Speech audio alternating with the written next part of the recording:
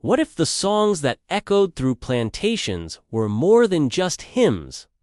What if they were maps to freedom, messages of rebellion, and the foundation of a spiritual legacy that would fuel a movement and heal a people? For centuries, Black spirituality has been a quiet but powerful force, a river of resilience flowing just beneath the surface of American history. It's a story of survival, of hope, and of a profound connection to something greater than the pain of the moment. This isn't just a history of religion. It's the story of how a people, stripped of everything, reached into their ancient roots and toward a divine hope to forge a new soul for themselves, and in doing so, for the entire world. To really understand the power of Black spirituality, we have to go back thousands of years, long before the transatlantic slave trade to the continent of Africa. Here, spirituality wasn't something separate from life, saved for one day a week. Was life. Traditional African medicine is a holistic healing system, practiced for millennia, that weaves together a rich tapestry of cultural and spiritual beliefs. The thinking was that the physical, the spiritual, and the community were all deeply connected. Being healthy wasn't just about not being sick. It was about being in balance with your community, your ancestors, and the world around you. Healers, trained for generations through oral tradition, didn't just treat symptoms. They would often look for spiritual imbalances or misfortunes that might be the real source of an illness. This holistic system was built on three key pillars: divination, to figure out the spiritual cause of a problem; spiritualism, to connect with ancestors and unseen forces; and herbalism, the deep knowledge of the earth's healing power. African traditional healing is both an art and a science. It relies on a profound understanding of local plants, from roots and leaves to barks and seeds, to treat a huge range of illnesses. Healers, sometimes called herbalists or leaf doctors, knew the therapeutic properties of plants inside and out, using them to lower fevers, relieve pain, and bring the body back into balance. But this wasn't just about chemistry. The plants themselves were believed to hold powerful energy. Plants' color or shape could be a clue to its unique properties. Healing rituals might involve herbal baths, steam inhalations, or teas, and each one was prepared with incredible intention and respect. This knowledge, passed down from one generation to the next, saw an unbreakable link between people and nature, believing that plants held an energy that could restore well-being. Beyond the physical, healing was a deeply communal act. Sacred rituals, singing, chanting, and drumming weren't just for shows. They were tools for wellness.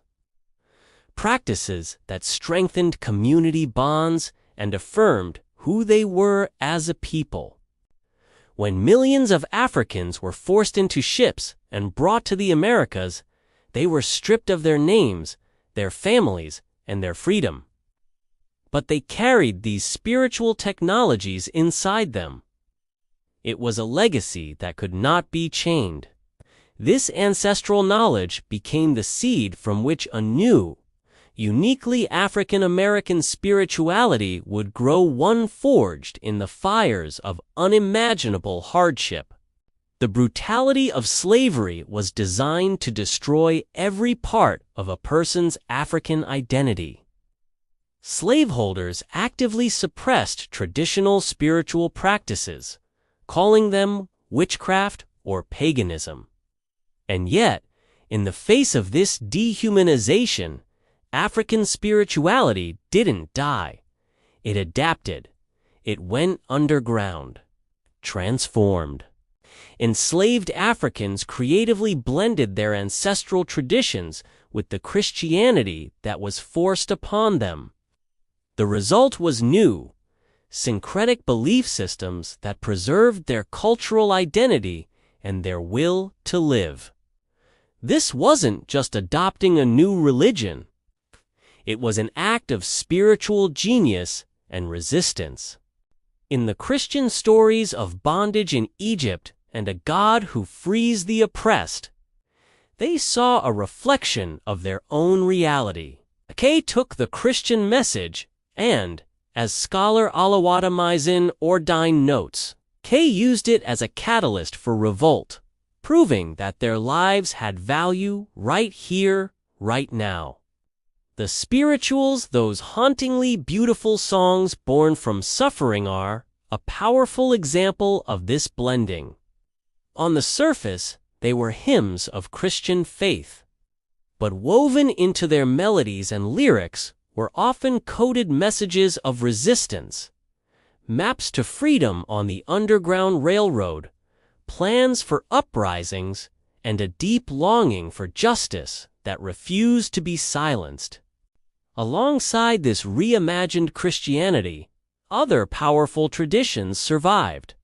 Hoodoo, also known as root work or conjure, emerged as a distinctly African American spiritual and healing practice. It combined African, indigenous American, and even European folk traditions into a practical spirituality focused on finding power and protection in a powerless world. Practitioners, called root doctors or conjure workers, were vital members of the slave community. They were healers who used their vast knowledge of herbal medicine like sassafras, elderberry, and burdock root to treat illnesses the master's doctor would ignore or mistreat. But their work went far beyond physical healing. Root workers made charms for protection, performed rituals to influence court cases, and offered spiritual cleansings to remove negative energy. This was a spirituality of action. In a world that denied them justice, Hoodoo offered a way to seek it. These rituals for healing and protection weren't seen as contradicting Christian faith, but as complementing it, using all available knowledge to survive. Rev. Fannie Elizabeth Harris, a healer and preacher born to formerly enslaved parents, perfectly embodied this blend. Her Pentecostal faith was woven together with rituals that echoed an African conjurer, using prayer cloths that were Christian in purpose but African in practice.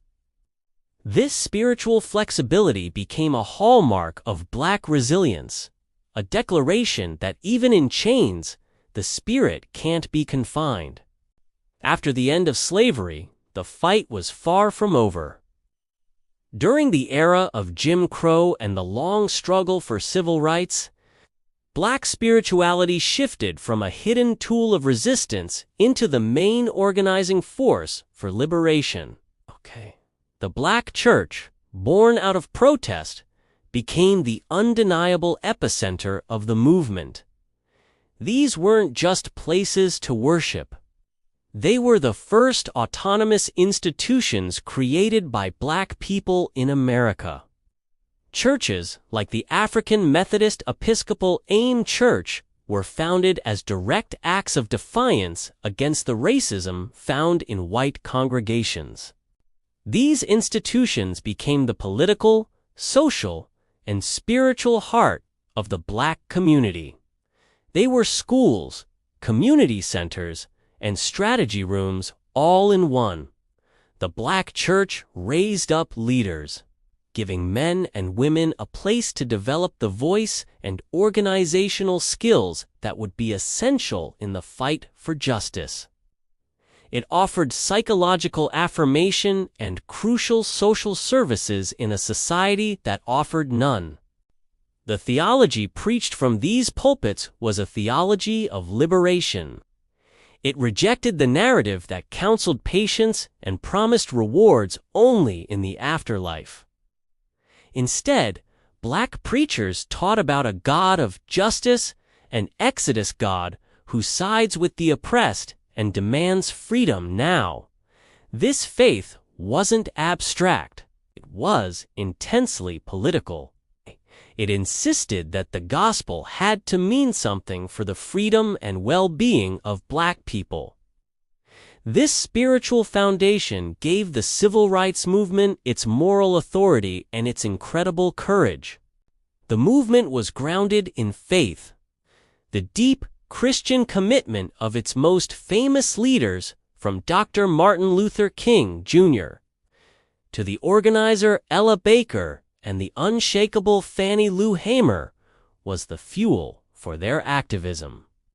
Mass meetings were basically church services filled with prayer, scripture, and the powerful singing of the same spirituals that had guided their ancestors to freedom. These songs weren't just about escaping a plantation anymore. They were about dismantling an entire system. Rosemarie Freeney Harding, a key figure in the movement, spoke of an energy, a spirit of hope that filled their work. She described a powerful sense of love and community that swept through the nation. A belief that ordinary people could achieve extraordinary things. Spirituality wasn't just in the background of the political action, it was the heart of it. It gave people the courage to face police dogs and fire hoses, the discipline to endure violence without fighting back, and the radical hope needed to believe a new America was possible. The spirit of liberation from the civil rights movement didn't just stop in the 1960s. It keeps evolving, inspiring new generations of activists and spiritual seekers. Today, we're seeing a new awakening in black spirituality, one that honors its deep roots while adapting to our complex, modern world. Contemporary movements like Black Lives Matter are the direct descendants of this long legacy. While many see it as a secular political movement, many of its activists and local chapters intentionally weave spiritual practices into their work for justice. This modern spiritual activism is often more eclectic and decentralized than the church-focused model of the past. There's a growing trend, especially among younger Black Americans, of identifying as spiritual but not religious. This isn't always a rejection of the church, but an expansion of where the sacred can be found. Conversations about faith, healing, and ancestral connection are now happening on podcasts, social media, and in community groups.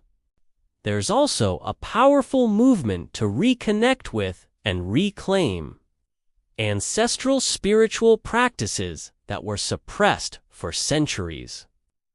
Many are finding deep meaning in traditions like Ifa, Vedu, and other African diasporic faiths, seeing them as a way to decolonize their minds and spirits. As BLM co-founder Patrisse Cullors, who practices the West African religion of Ifa, has said, "Connecting to the spirit world is critical when working with people impacted by state violence." Activist groups today intentionally use a wide variety of healing practices in their work, from meditation and ancestral veneration to therapy and group grief rituals. They draw inspiration from Black feminist thinkers like Audre Lorde, who taught that for a people under constant attack, self-care is an act of political warfare. This approach is holistic. It recognizes that you can't separate the work of changing society from the work of personal and collective healing. For many, Spirituality provides the emotional resilience needed to keep fighting against systemic oppression. What we're seeing is a more fluid and expansive idea of spirituality, one that can hold both prayer and protest, scripture and home altars.